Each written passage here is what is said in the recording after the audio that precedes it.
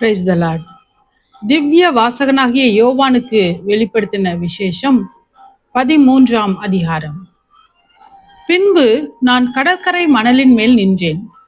அப்பொழுது சமுத்திரத்திலிருந்து ஒரு மிருகம் எழும்பி வர கண்டேன். அதற்கு 7 தலைகளும் 10 கொம்புகளும் இருந்தன. அதன் கொம்புகளின் மேல் 10 முடிகளும் அதன் தலைகளின் மேல் தூஷணமான நாமமும் இருந்தன. நான் கண்ட மிருகம் சிறுத்தையைப் போல் இருந்தது. அதன் கால்கள் கரடியின் கால்களைப் போலவும் அதன் வாய் சிங்கத்தின் வாயைப் போலவும் இருந்தன. வலு சர்ப்பமானது தன் பலத்தையும் தன் சிங்காசனத்தையும் மிகுந்த அதிகாரத்தையும் அதற்கு கொடுத்தது. அதன் தலைகளில் ஒன்று சாவுக்கேதுவாய் காயப்பட்டிருக்க கண்டேன். ஆனாலும் சாவுக்கேதுவான அந்த காயம் சொஸ்தமாக்கப்பட்டது. பூமியில் உள்ள யாவரும் ஆச்சரியத்தோடே அந்த மிருகத்தை பின்பற்றி அந்த மிருகத்திற்கு அப்படிப்பட்ட அதிகாரம் கொடுத்த வலு சர்ப்பத்தை வணங்கினார்கள்.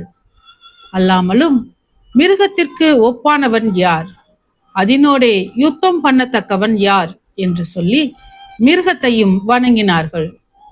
பெருமையானவைகளையும் தூஷணங்களையும் பேசும் வாய் அதற்கு கொடுக்கப்பட்டது. அல்லாமலும் 42 மாதம் யுத்தம் பண்ண அதற்கு அதிகாரம் கொடுக்கப்பட்டது.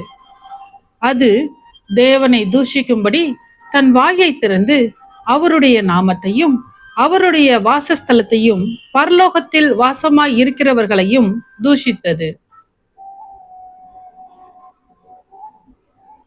மேலும் பரிசுத்தவான்களோட யுத்தம் பண்ணி அவர்களை ஜெயிக்கும்படிக்கு அதற்கு அதிகாரம் கொடுக்கப்பட்டதும் அல்லாமல் ஒவ்வொரு கோத்திரத்தின் மேலும் பாஷைக்காரர் மேலும் ஜாதிகள் மேலும் அதற்கு அதிகாரம் கொடுக்கப்பட்டது.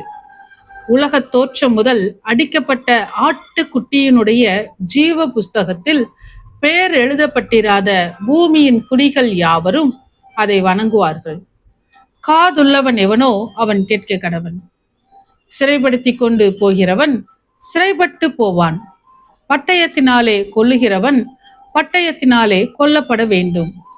பரிசுத்தவான்களுடைய பொறுமையும் விசுவாசமும் இதிலே விளங்கும். பின்பு வேறொரு மிருகம் பூமியிலிருந்து எழும்ப கண்டேன். அது ஆட்டுக்குட்டிக்கு ஒப்பாக 2 கொம்புகளை உடையதாய் இருந்து வலு சர்ப்பத்தை போல பேசினது.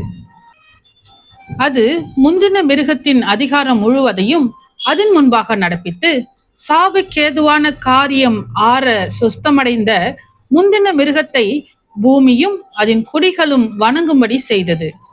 அன்றியும் அது மனுஷருக்கு முன்பாக வானத்திலிருந்து பூமியின் மேல் அக்கினியை இறங்க பண்ணத்தக்கதாக பெரிய அற்புதங்களை நடப்பித்து மிருகத்தின் முன்பாக அந்த அற்புதங்களை செய்யும்படி தனக்கு கொடுக்கப்பட்ட சத்துவத்தினாலே பூமியின் குடிகளை மோசம் போக்கி பட்டயத்தினாலே காயப்பட்டு பிழைத்த மிருகத்திற்கு ஒரு சொரூபம் பண்ண வேண்டும் என்று பூமியின் குடிகளுக்கு சொல்லிற்று.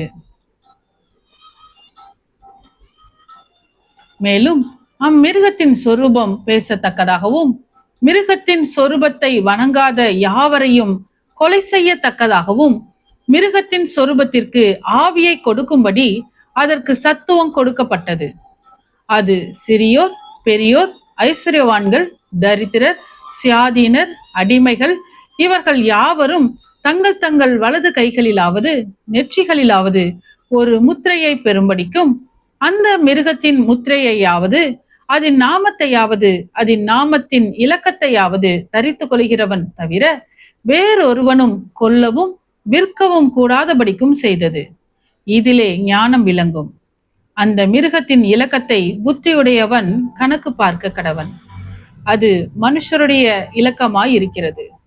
அதனுடைய இலக்கம் 666. ஆமென். சத்தியத்தையும் அறிவீர்கள், சத்தியம் உங்களை விடுதலையாக்கும்.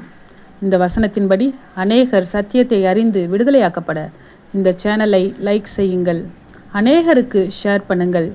ஜீவ வார்த்தையை தினமும் கேட்க சப்ஸ்கிரைப் செய்யுங்கள்.